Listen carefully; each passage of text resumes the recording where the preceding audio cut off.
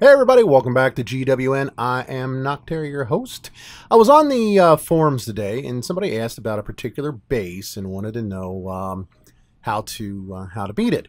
And there's a little bit of discussion around it, and I've been running this base on my Noctera account, so I thought I would do a quick video on it. This is the base. It's a diamond base, and you'll see it sometimes like this, going left or right.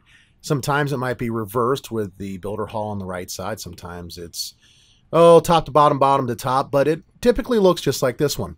And you can attack it from a bunch of different angles and with a bunch of different types of attacks, but a lot of them run into trouble because of that multi-mortar and sometimes because of the air defense troops. Coming from the top or the right is particularly bad because of the multi-mortar, and for that matter, the lower left as well, the bottom of it. And that's especially the case if you come in with anything on the ground. So I got a couple of replays for you. I went ahead and hit this one with Drop Mitch, and I come out of the far left corner.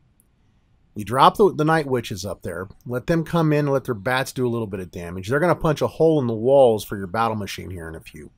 But then you bring in your beta minions off to the far left, and just one camp, 2 drop ships that are going to do the tanking for you. Now, as you can see, you want the drop ships to get in ahead of the beta minions so that the roaster and the air bombs don't take them out. This is, really, it's kind of drop ships 101. You always want to tank with them against those 2 particular defenses because they're really the worst ones for your beta minions all the way around.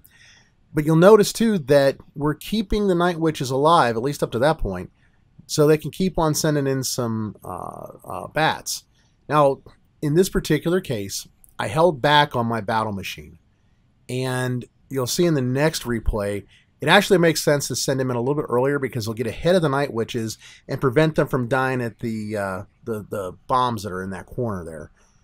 I hadn't played against this base or this version of the base in a while, so I honestly forgot those bombs were even there, those mines.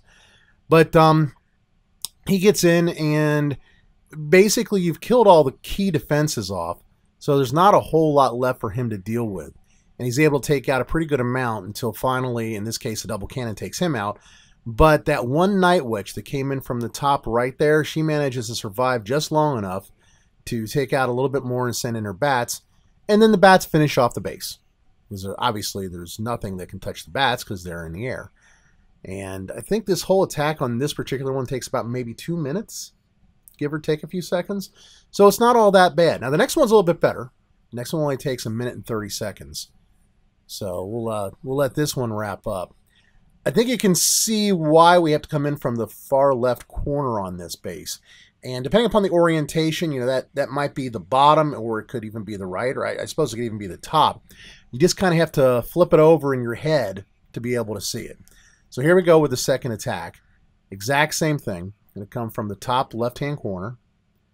And we'll drop all the Night Witches up there and get their bats going in to do their damage. I don't know why it sometimes takes a while for the replay to kick in. Who knows? But at any rate, here comes the Night Witches and their bats. I decided to drop 1 beta minion each on that elixir storage and elixir collector up there. And then in go the balloons. Now, the one balloon starts to work its way over towards the elixir collector, and that's good because it ends up going down and acting as a tank against that roaster. Unfortunately, lose a couple of beta minions there because the second dropship was a little slow, but that's okay. It managed to get in there and to tank for the remainder, if you will, against that air bombs. The bats are doing a wonderful job. I dropped the battle machine just a little bit before the Night Witches bust a hole in the wall there. And of course, they have to pause, and that's just long enough for the battle machine to get ahead of them and take out those mines that are sitting right there in front of their path. So now I've got Night Witches left over. That one Night Witch again swung around to the top right there. I don't know why she does that, but I'm not going to complain because it actually works out really well. This is probably the better of the tests that I executed because you've got so much left alive that it is a shoo-in for a 3-star. So Night Witches, bats, battle machine, everybody's working their way around. And boom, here we go. 3 stars and done. So I thought I'd show you guys how to beat that real quick. That is the end of the video. Thank you very much for sticking around to the end.